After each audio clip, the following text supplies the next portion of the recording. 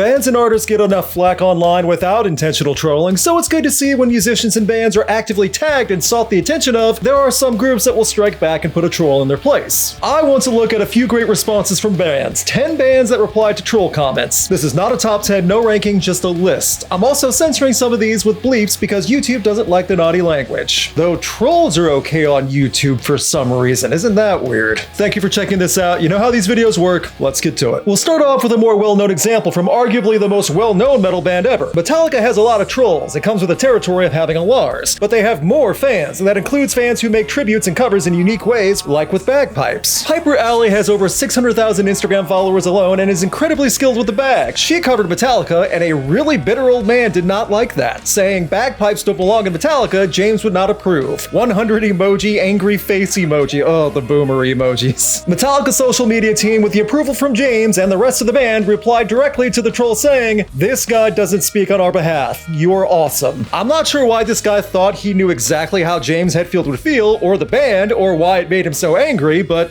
yeah, Metallica dropped one on him. Good for Allie too. I hope she does more metal covers. Now moving on with the other most well-known metal band ever, Nickelback. That was a joke. Calm down, take a breath. Nickelback gets way more hate and trolls than most bands combined, so they definitely have learned how to sling it back. There are many examples out there, but I'm going to focus on two. The first with the troll saying, "Nickelback makes me want to chop my ears off. Hashtag worst band ever." Nickelback responded properly saying, "Did you do it yet? What's the holdup? I mean, hey, Kim, ball's in your court now." Another good example comes after a listener's story reading, "Was driving down the street and a Nickelback song came on. I had an aneurysm and violently myself at the same time, and my dog died." Nickelback replied, "I bet it was the best day you've had in a while. Hashtag you're welcome. I'll even forgive the wrong use of your because I make typos all the time, and if some jerk is lying about his dog dying, then I'm also on the side of Nickelback dumping on him." This one happened last year and I still cannot get my head around it. Wolfgang Van Halen already has a hard task of a career ahead of him with the many Van Halen band comparisons, but somehow a rock fan didn't get the memo that he really was the son of Eddie Van Halen. And Wolfgang also played and toured with Van Halen, the band, in later years. All of that was apparently not on this idiot's radar. According to Idiot, if a person wants to make a name for themselves, they wouldn't take advantage of their famous father's last name and band name. His father and uncle didn't have that. Everyone in the band didn't have that.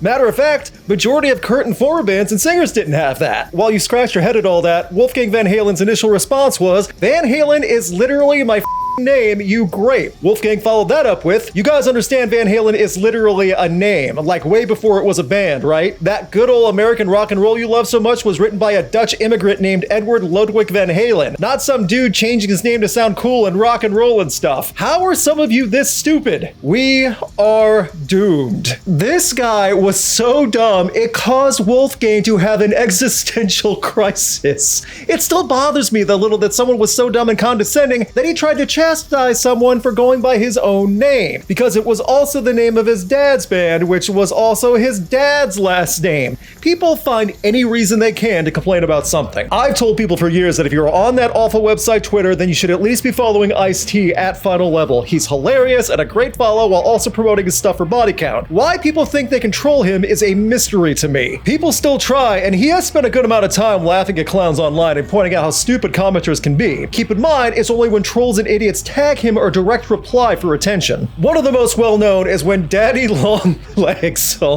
replied to Ice-T saying, "Boy, I'm telling you, you're not pulling up nowhere with yo retired."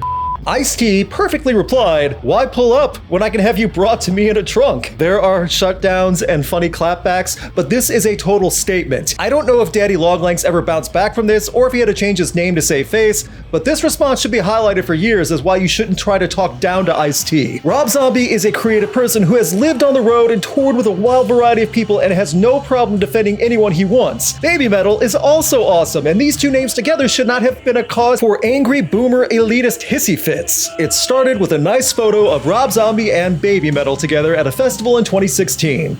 That's it. As innocent as could be, the amount of old men and elitist dorks that cried about it still looks awful for the genre. Here are some of the statements and responses. "I'm a grown man and this makes me want to cry. Baby Metal is a shameful embarrassment to anything metal. Their alleged music makes me want to kill things." Rob replied, "Hey, they are nice kids out on the road touring. What are you doing besides being a grumpy old They are awful. This is lame. I love you, Rob, but shame on you. Rob replied, they roll harder than you. Are you kidding me, Rob? Baby metal is J-pop, not metal, but to each their own, I guess. Rob replied, these three girls had more energy than 90% of the bands we play with. As someone who has seen Baby Metal live and shot them as a photographer, Rob is right. They do have endless energy and roll hard on the road. Again, look at that photo.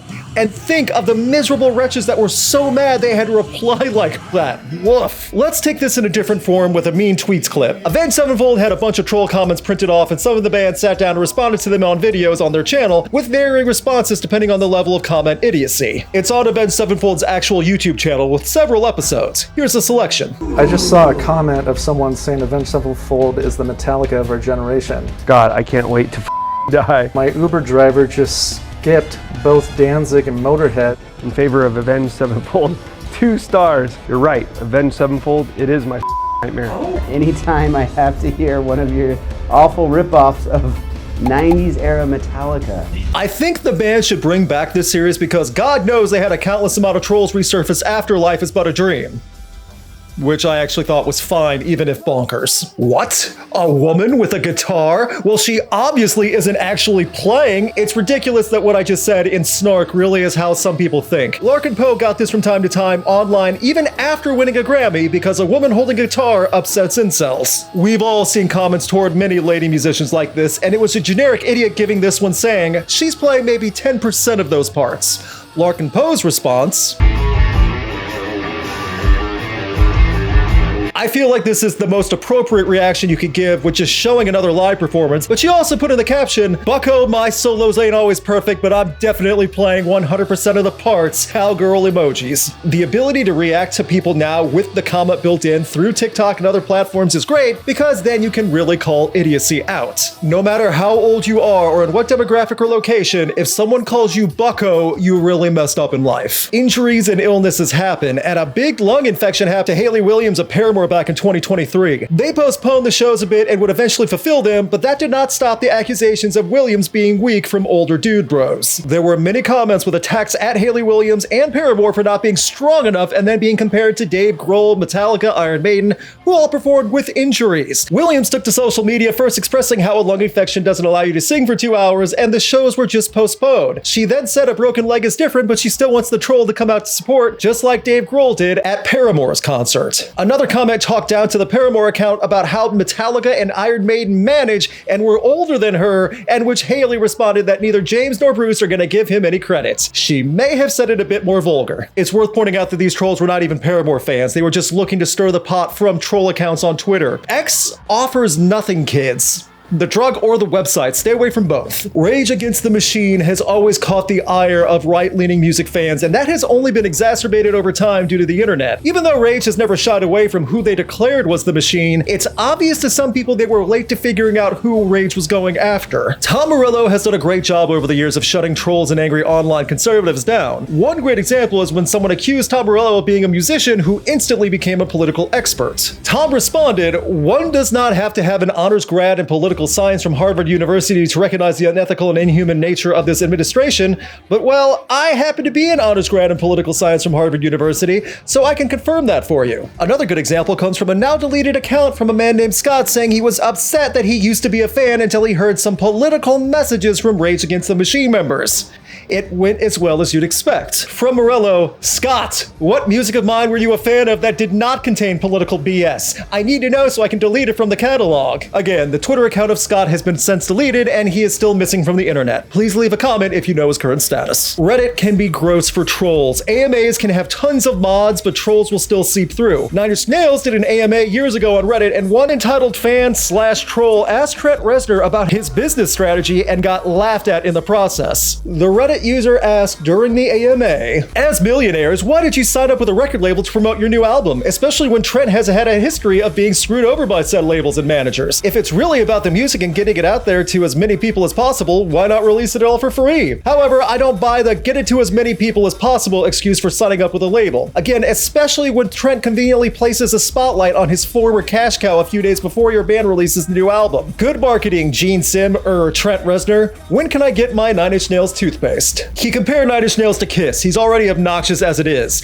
Also, Nine Inch Nails and Trent Reznor, Atticus Ross, they have put out a lot of music for free online. The Ghost series, all that stuff. However, Mr. Reznor replied well. Sorry, the Wi-Fi on our yacht is having issues. We can't get your full question to load. Try sending me an email at go@you.com.